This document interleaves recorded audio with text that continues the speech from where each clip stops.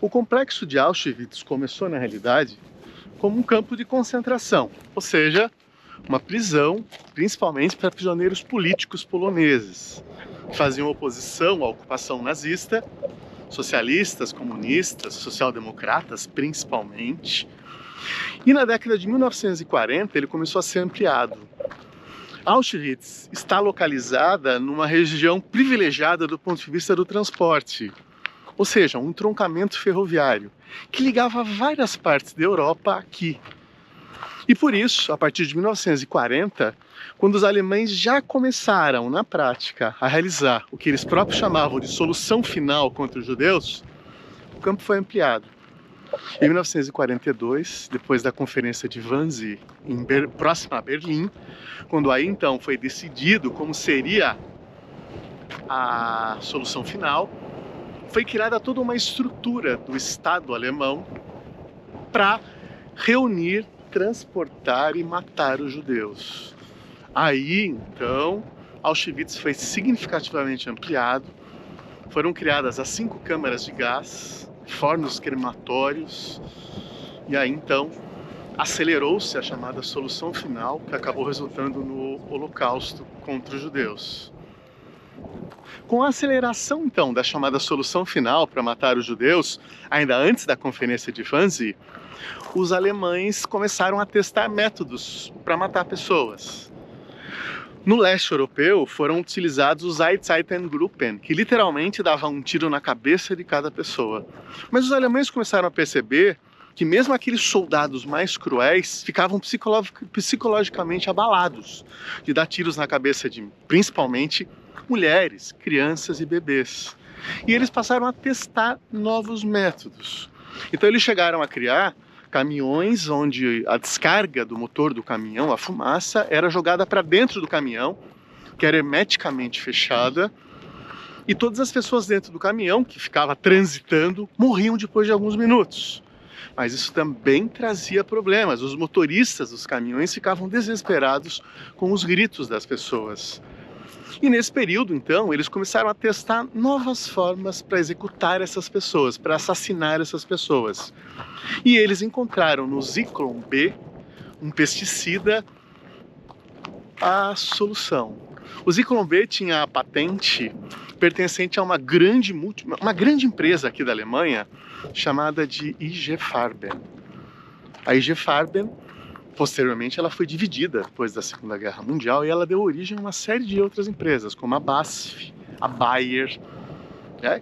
Que a IG Farben acabou cedendo a patente do Zyklon B, que passou a ser produzido na quantidade necessária para matar todas essas pessoas em todos os campos de extermínio e nos campos de concentração onde havia câmaras de gás também e onde as pessoas eram mortas. O primeiro teste do Zyklon B foi feito aqui em Auschwitz. Foram mortos cerca de 800 soviéticos e judeus, e aí eles perceberam que o Zyklon funcionava, ele matava entre 20 e 30 minutos, todas as pessoas ficavam mortas, e aí o Zyklon B foi escolhido como o gás para matar as pessoas nos campos de extermínio. Ou seja, a ciência, a indústria, a tecnologia utilizadas com o único fim de matar pessoas. Essa imagem que eu gravei no Museu de Auschwitz I é de latas de Zyklon B, que foram encontradas pelos soviéticos quando o campo foi libertado em 27 de janeiro de 1945. É um produto industrial, é uma lata que tem o logotipo da empresa, instruções de uso, peso, etc. Então é chocante a gente imaginar isso, né?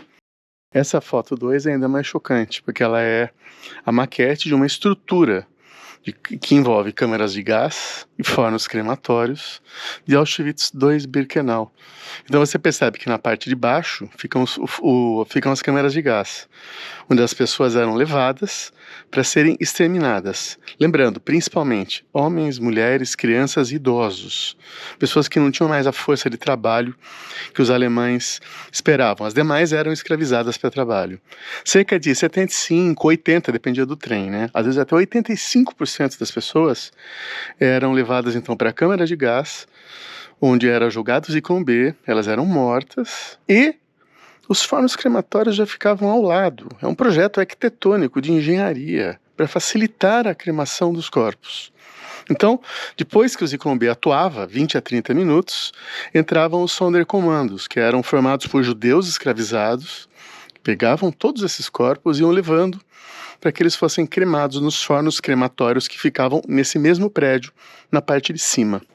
E essas imagens a seguir são da câmara de gás e dos fornos crematórios de Auschwitz I. Percebam que eles são bem menores. Em Auschwitz I, né, ficavam presas algumas milhares de pessoas, os campos eram bem menores. Eram presos políticos, homossexuais, romas, membros da resistência polonesa.